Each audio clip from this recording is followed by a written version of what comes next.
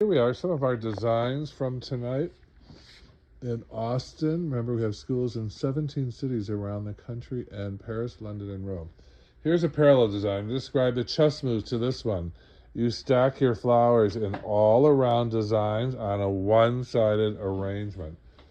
So it looks like a window box in full bloom, or a little landscape. I call it a diorama, like a little garden blooming on your property. And that's secret to this one. Here is a cluster and zone bouquet. I'm giving away all the secrets of my school. See how everything is clustered together. That is a cluster and zone bouquet. Isn't it beautiful? I love these. But all the like flowers are together. So it's like an Oprah Winfrey sweater, color blocked. So that's one of my favorites. Here's another one of my favorites. This contemporary piece. Minimal flowers, couple stems of cherry blossoms, which are going to open up into white flowers going up. So you create a tall vertical line.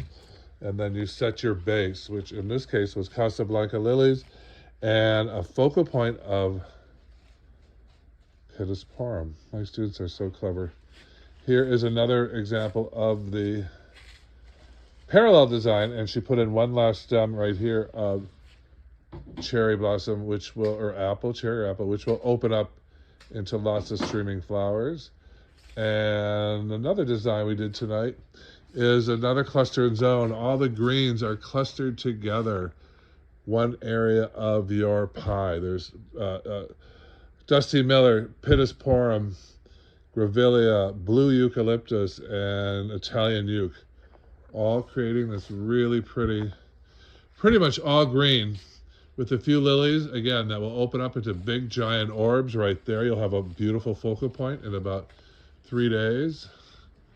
So, American School of Flower Design, where we do several projects a day, as compared to other schools offering you one. Come join us, Flower School 101.com.